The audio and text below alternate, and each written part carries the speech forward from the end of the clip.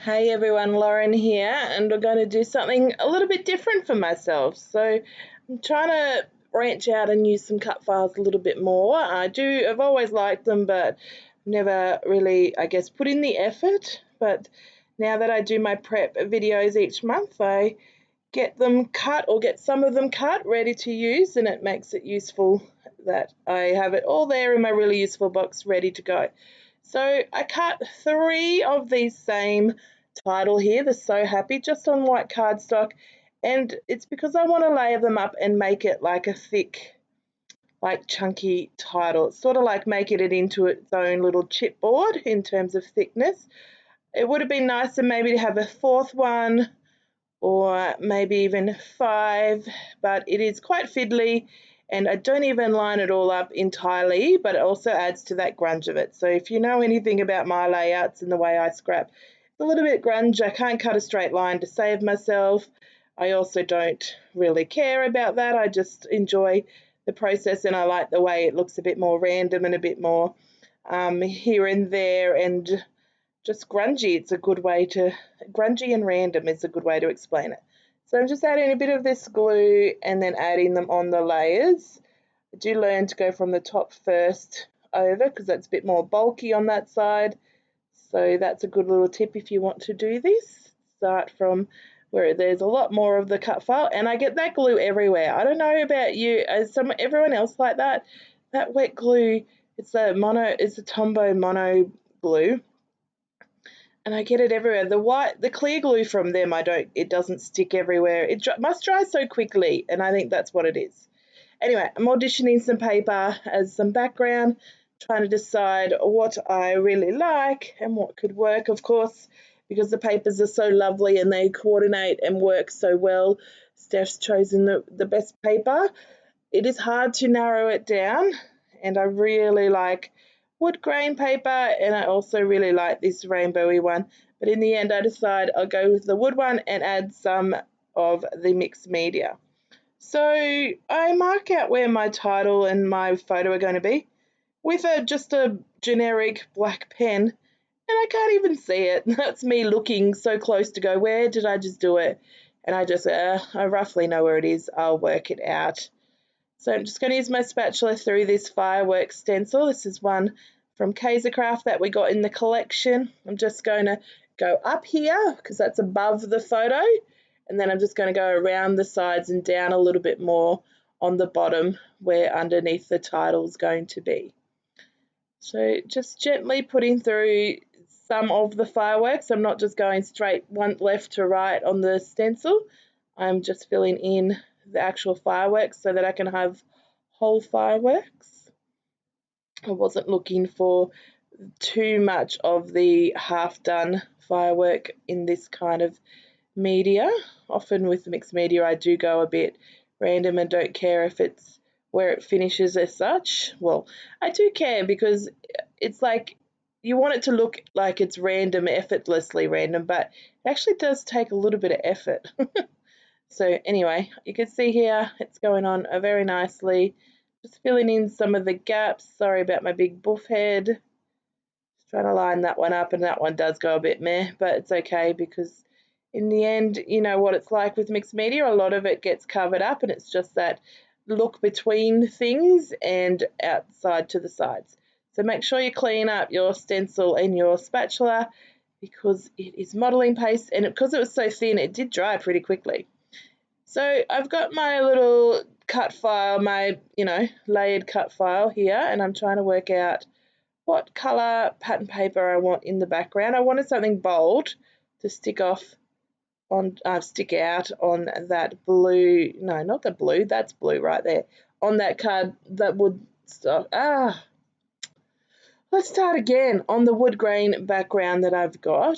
So of these 3 I'd auditioned and worked out. I like that green, it's nice and bright. Obviously this rainbow is lovely and bright. And then this sprinkle one, I like the idea of sprinkles on near the fireworks. It was sort of same effect, but in the end the rainbow one won. So again with the glue, and I get it on my mat here, and I don't realise for a second something sticks to it, then I have to clean it up. It's just I didn't even like, oh gosh, anyway, it's just obviously me. Maybe I need to slow down and just be a little bit more careful, but it probably ain't going to happen. So on it goes. You only need a tiny little bit. It doesn't need much at all. And apparently fix up my YouTube that I was watching and put it on. So I'm trying to line up so that there's a bit of colour through it. That way I have that colour to guide the page. Just using my scissors to fussy cut it. Could definitely use a cutting knife or small scissors, whatever works. I tend to do the bulk in the bigger scissors. These are just my normal Fisker scissors. And then the smaller pieces I will get in with my little Craft scissors. And then in the middle sections I do use a cutting knife really badly. I'm not very good at it. So I've kept all the little pieces. I literally just put them all in this bowl, and now I've got to work out where they all go. And then I've got to find 3 of each piece. I did manage to find 3 of all the pieces when I worked out what was what. For some reason my camera's swaying. I'm sorry. It doesn't go for too long. I'm pretty sure when I was editing I did notice it a little. And so I'm going to just randomly line them all up and work it out. Then I pull out the inside pieces because I've kept them because I figure that would be cool to use as well as on a different layout. So you can see here, I'm just lining them all up. The letters are all loopy, so they've got some sections in the letters as well as obviously the letters A and P and S have those holes to make them the actual letter. So I'm cutting in here with the cutting knife and with my little scissors, just trying to make it as neat as possible. I'm not very technical because I don't do it very often. I'm not very good at it, but I try my best, and it works really well. You can see there that the letters are all formed. You can read them and you can see all the loops and whatnot. So turn my page around because the fireworks weren't in the right section for above my photo. And here's where I'm going to work out the rest of my layout. So I pulled over my really useful box and I'm going to first look at all these embellishments, try and work out what I'd like to add. I want to do a little bit of layering behind my photo, but also some little bit of clusters. And I like these photos and I'm keeping the colours in mind. Although I've added all the colours, there's a little bit of the light pink. There's no blue in the title.